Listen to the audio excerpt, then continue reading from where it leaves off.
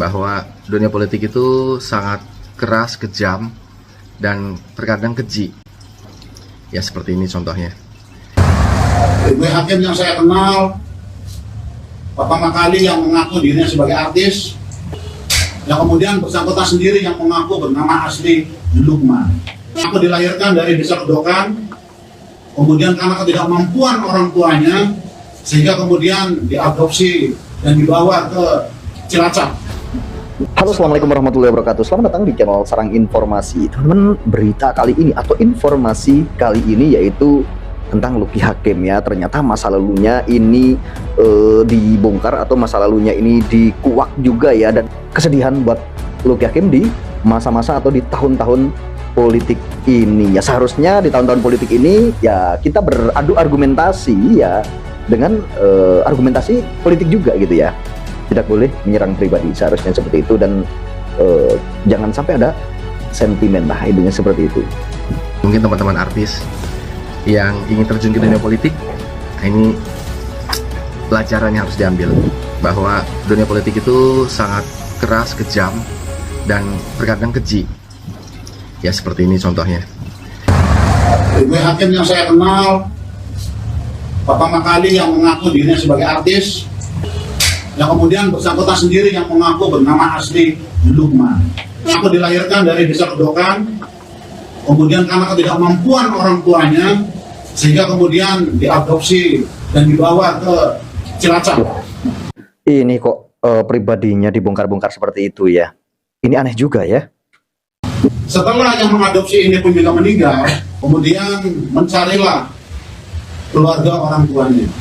Namun karena ternyata setelah dilihatnya semuanya itu dianggap kurang mampu, makanya berangkatlah ke Jakarta untuk mengadu nasib sebagai sopir toko yang setiap harinya mengantarkan barang-barang dagangan toko. Suatu ketika kemudian ketemu dengan salah seorang produser film, diajaklah main film. Ini ya. Jadi masa lalu Lucky Hakim ini dibuka di sini ya. Jadi ini diserang pribadinya ya. Jumpa pers tim sukses 03 Nina Agustina ya, Dai Bakhtiar ya, Tabroni atau Tobroni ya, mengupas tuntas Lucky Hakim. Ceritanya seperti itu ya. Di sini ya videonya, judulnya ini ya. Itulah kemudian secara gratis berubahlah nasib seorang Lukman. Yang kemudian diganti menjadi namanya Lucky Hakim. Di antara banyak fitnah ataupun penggiringan opini yang ditujukan ke saya, tapi tentang yang satu ini membuat saya sedih, bukan karena apa yang dia katakan membuka tentang masa lalu saya. Saya sedih justru karena saya jadi ingat orang tua saya, jadi ingat karena saya dari kecil diadopsi dari bayi, dan saya nggak tahu kalau saya bukan anak kandungnya. Jadi setahu saya orang tua saya yang di Cilacap, dan mereka sangat baik sama saya. Lalu ketika mereka meninggal, saya jadi yatim piatu. Ternyata saya tuh yatim piatunya double.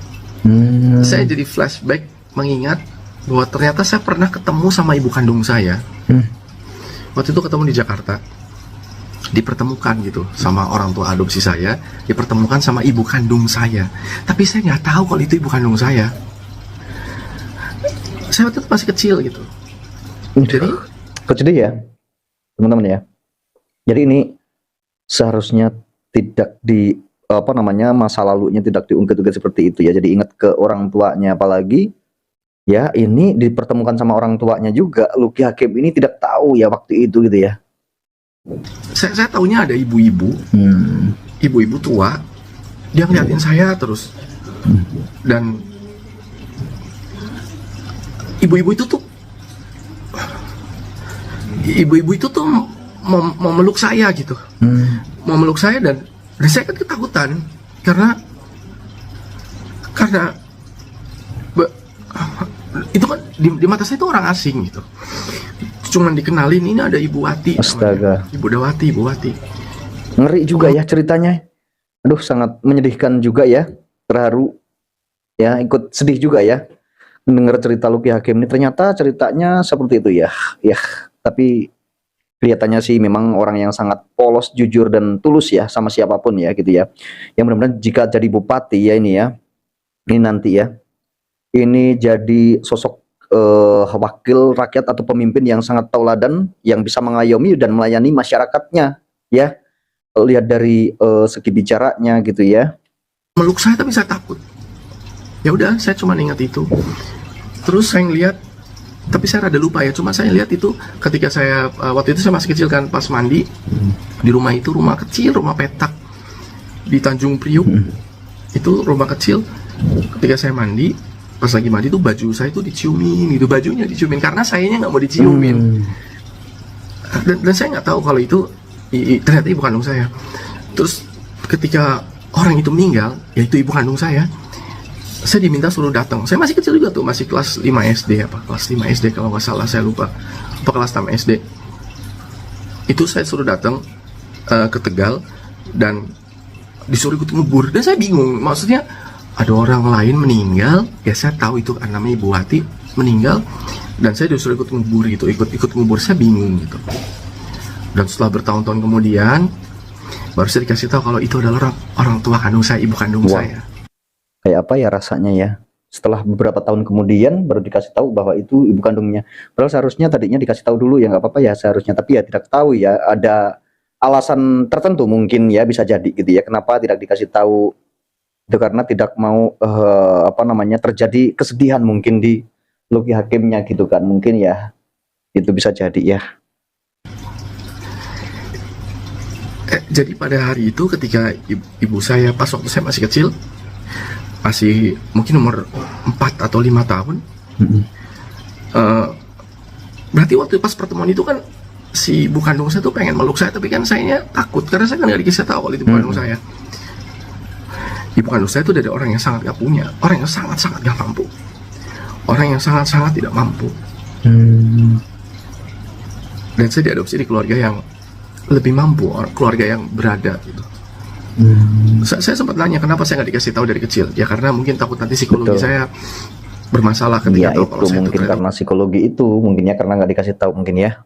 bukan anak kandungnya. Saya memahami itu semua, dan saya tidak marah pada siapapun.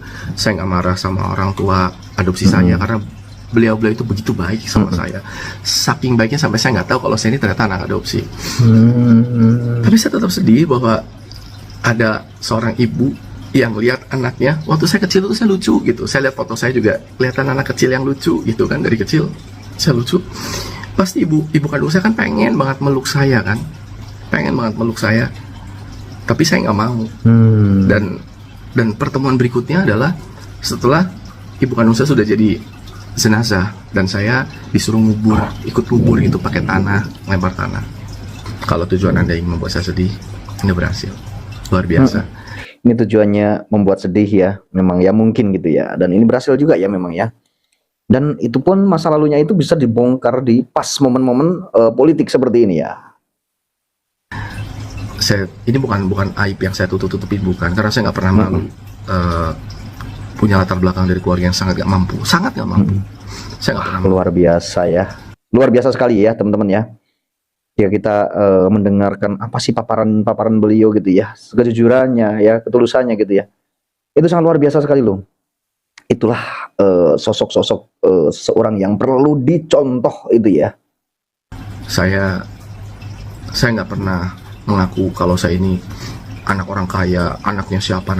Orang yang mengadopsi saya pun juga bukan orang besar, orang baik, sangat orang baik. Yang mengadopsi saya orang baik, orang berada gitu. Bukan orang kaya raya, tapi sangat baik sama saya, sampai saya itu tidak bisa merasakan kalau saya itu adalah anak adopsi karena saya diperlakukan dengan penuh kasih sayang.